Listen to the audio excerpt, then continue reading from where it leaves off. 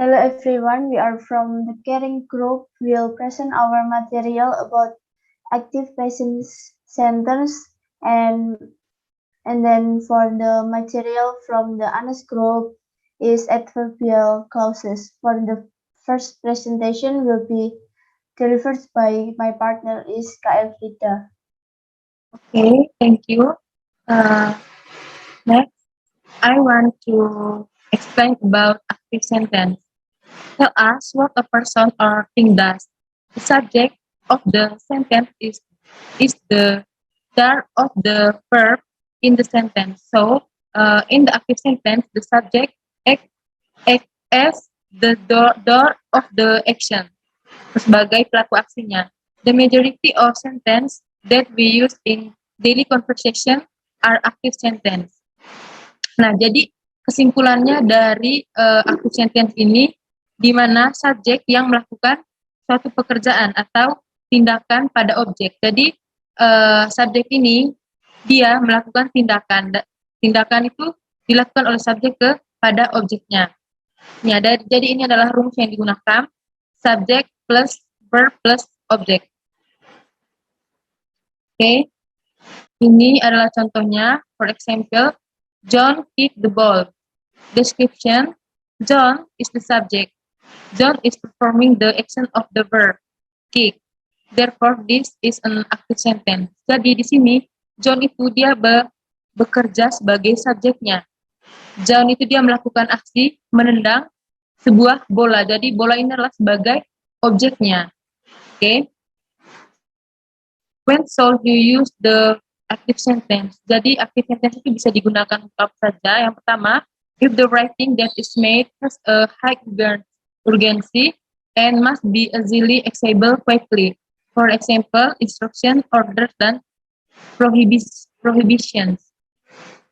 Nah, jadi di sini untuk kalimat active sentence ini bisa kita gunakan. Yang pertama itu, jika tulisan yang dibuat memiliki urgensi yang tinggi dan harus mudah diakses dengan cepat. Misalnya di sini ada yang pertama instruction atau petunjuk, yang kedua ada orders atau perintah, dan yang terakhir itu ada prohibition atau larangan.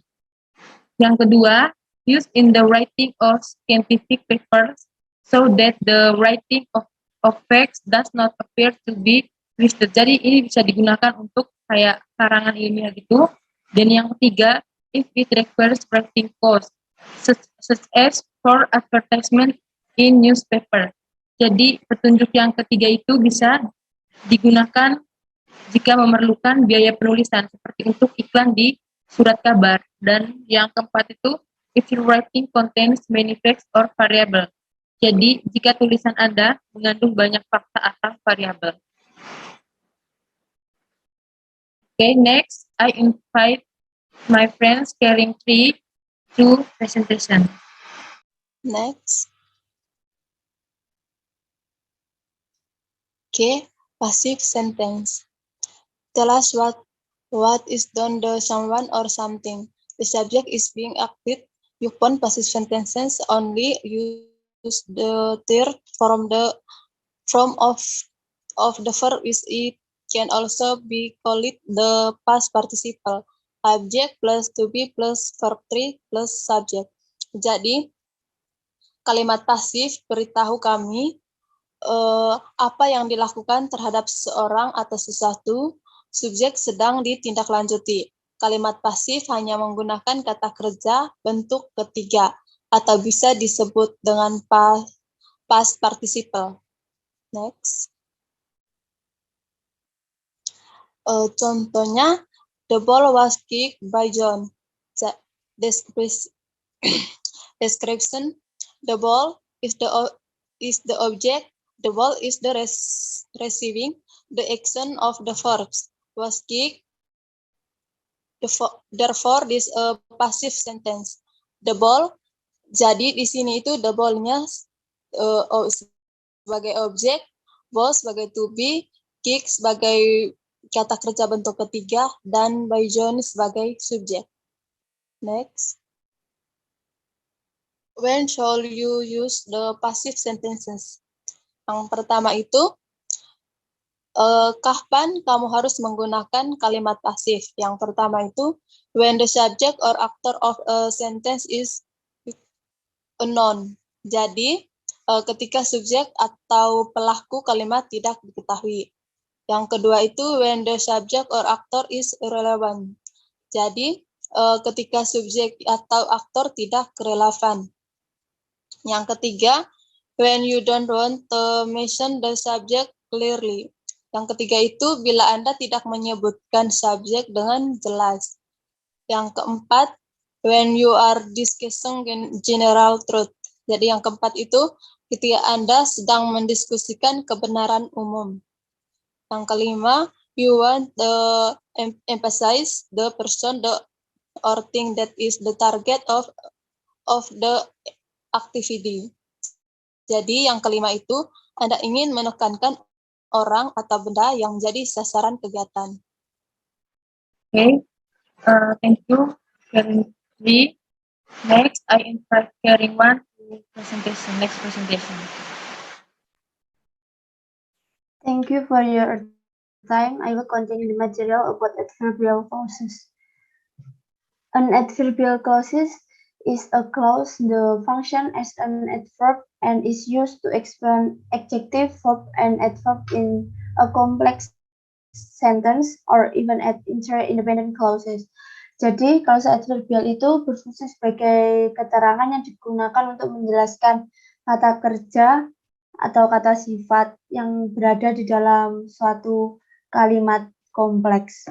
An adverbial clauses begin with a word called a subordinate conjunction such as when, after, because, such, since, if, while, and so on. The word is useful for connecting with the independent or main clause being explained. Jadi, klausa adverbial itu dimulai dengan kata yang disebut dengan konjungsi. Konjungsi itu dapat berupa ketika, karena, meskipun, ataupun lain sebagainya. Konjungsi dalam adverbial clauses atau conjunction itu berguna untuk menghubungkan antara induk kalimat dan anak kalimat. Next slide, please. In general, the adverbial clause formula is a follows subordinate conjunction plus subject plus verb. Jadi secara umum pola dari kalimat adverbial clause itu dimulai dari konjungsi subordinatif plus subject plus verb. Adverbial clause position, jadi posisi klausa adverbial. An adverbial clause can be at the beginning of a sentence followed by an independent clauses. On the other hand, an independent clauses can be at the beginning of a sentence followed by an adverbial clauses. If at the beginning, the end of the clauses is marked with a comma. Jadi posisi klausa adverbial itu dapat berupa di depan kalimat atau berada di akhir kalimat. Hal itu dibedakan dengan tanda baca koma. For the example at the beginning, because I have nothing to say, I cannot start a conversation. Jadi, because I have nothing to say itu bertindak sebagai anak kalimat. Jika anak kalimat berada di awal kalimat, kemudian diikuti oleh induk kalimat, itu dipisahkan oleh tanda baca koma. Bila conjunction yang di sini adalah because itu berada di awal kalimat, itu dipisahkan dengan tanda baca koma di tengah antara anak kalimat dan induk kalimatnya. For the example at the end, I cannot start a conversation because I have nothing to say. Jadi jika induk kalimat berada di awal, itu tidak diperlukan tanda baca koma sebelum conjunction. Jadi langsung induk kalimat dilanjutkan conjunction dan anak kalimatnya. For the next slide, please. For the example, her face is fresh because she always does exercise. Jadi ini merupakan contoh kalimat kompleks yang terdiri dari dua kalimat simpel atau dua kalimat tunggal. Her face is fresh is the adjective clause. Jadi her face is fresh itu kalimat tunggal yang pertama atau yang bertindak sebagai induk kalimat. And then because is the conjunction. Because itu bertindak sebagai konjungsi antar kalimat yang menghubungkan antara induk kalimat dan anak kalimat. She always does exercise is a adverbial clauses atau subordinate clauses. Jadi she always does exercise ada bertindak sebagai anak kalimat yang menjelaskan dan induk kalimat tadi yaitu her face is fresh. And I think that's all for me. Thank you for your attention. Okay, that's all the material from our group, and thank you.